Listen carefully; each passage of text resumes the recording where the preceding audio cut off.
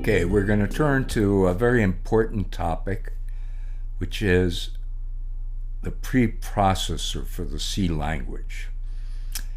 And don't forget, the C language is an old language. It goes back to 1972. And it had a very heavy reliance on the use of the preprocessor to do things before the actual code got compiled. So you really look at the C system and you have the preprocessor, and it does important things like link in standard files, and it also does macro expansion. Now, in more modern languages, those are frequently just a component of the overall compiler, and there's frequently nothing to do with a preprocessor. So you could consider this more advanced, because so far what we've used the preprocessor for is really 90% of conventional programming. You don't really need to have a hugely more sophisticated understanding of it, but I think everybody should at least go through this video, at least casually.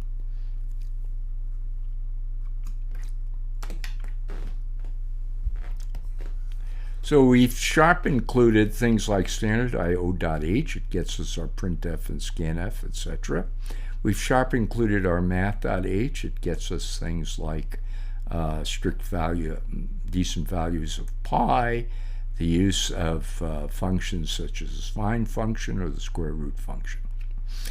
The sharp is a special character that occurs in column 1 and announces that there's a preprocessor command. And as I said, so far we've used sharp include and typically the angle brackets, which means go look for it in a standard place and get one of the C standard header files.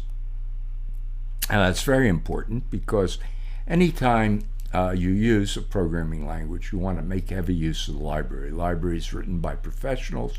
There's no point in most instances to replace the professional library by your own. In fact, that can make the code more unreadable and frequently buggier. So sharp include of standard IO.h gets us a hander at this file, which got a lot of IO stuff. And inside there's a declaration. The declaration looks something like int printf paren const char star format comma ... And what that tends to mean is this returns an integer. We almost never use that. That integer is actually how many characters get printed. So if there's some strange reason to need that, you can actually use that value if you want. The ... means that what's being processed by the format string is a indefinite number of arguments. So it has to link up. You have to have appropriate arguments for things in there, typically things that are shown as percent, like %d or %lf. And such standard files, if you want to look at them, which I do recommend for the honors student or the student who wants to go on to be a professional, that they are generally found in a directory called user include. And just go there and you can take a look at them. They're fairly elaborate, but it's just something to know about. The other thing you can do with an include is you can include in large programs some of your own files.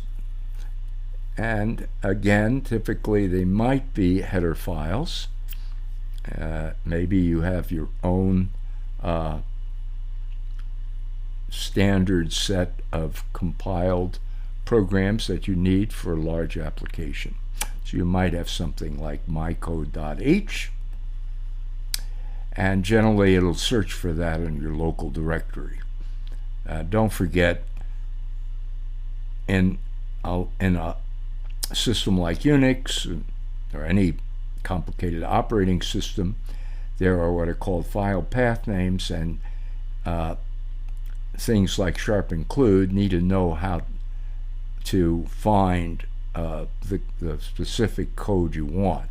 So it'll either assume that it's in your local directory, or if you give what's called a full path name, it'll look explicitly in that place, like source and user include.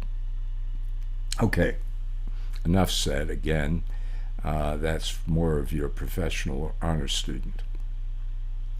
The other thing we find that the preprocessor does a lot of is what we call the sharp define, which is a basic macro facility.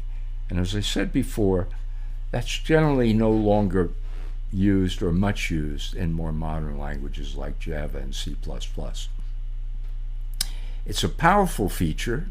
It really helps extend the language, but it can be dangerous because the macro facility doesn't have the equivalent of compilers doing things like type checking or making sure that expressions are legal. So you can frequently do something subtle that causes a later error that's not going to be easy to catch. So it's better to work with things in the language than to make use of this powerful facility. That's just a rule of thumb. Okay, a simple use is to sharp define a constant. Let's say the constant capital C is 299,792, and that's speed of light in kilometers per second. And it is often the case that in the C community, while it's not a requirement, these constants are found in caps. So you'll find constants like pi, max, int, EOF, and a file. And then when they are expanded using the preprocessor, pi will show up as 3.14159, max int will show up as 2 billion and change, EOF will show up as a -1. And we'll see in a second why frequently something like this, when there's an operator involved, is parenthesized. Now, again, this is not recommended, but a lot of people like to play with it, something to be aware of. There are ways to affect what seems to be the syntax of the programming language by introducing your own private macros. So you can do something like this. We call it syntactic sugar. Sharp define EQ as the operator equal equal. Well, that's the logical equals.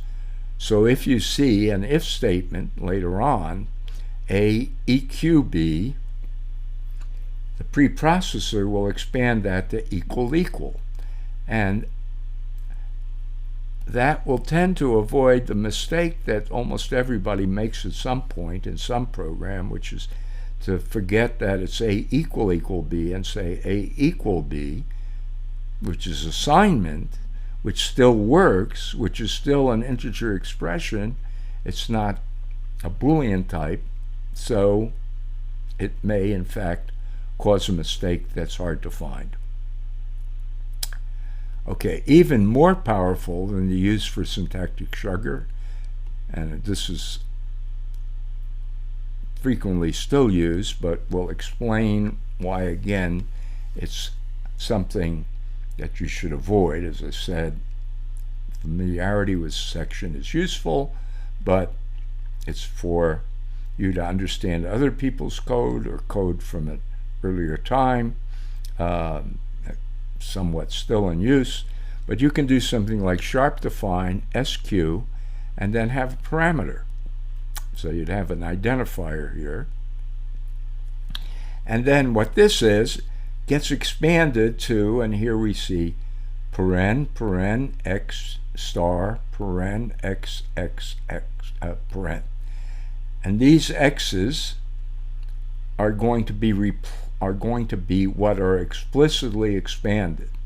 So if textually in your code you see something like this, x is equal to square of y plus 3, then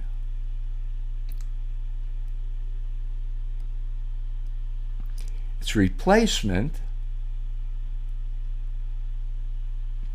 is y plus 3 goes into that parenthesized thing. Remember, we heavily parenthesize it, times y plus 3, and we get this expression. And why is that convenient? Well, if for some reason we're doing square all over the place, this is a convenient abbreviation. And we can do it for things that are even more complicated. We can do it for multiple arguments. I won't show that for the moment. But I am going to show why there's a pitfall here. Let's say instead square x was replaced textually by x times x, and we didn't have all that elaborate wrapping of parentheses. Then when we saw in the code x is assigned square of y of 3, we would end up with x equal, we have a textual replacement, y plus 3 times y plus 3. Oops! Or whoops! Remember precedence. Times is of higher precedence. So you're really getting 3 times y plus y plus 3. You're not really getting y plus 3 times y plus 3, which is what was expected. Again, if this is a topic of interest for you and you want to explore it more, you can use your compiler frequently with the flag minus capital E for expand macros. Acting on your file, this will not compile to executable code, but the compiler will spit out C code, the actual C code after the preprocessor.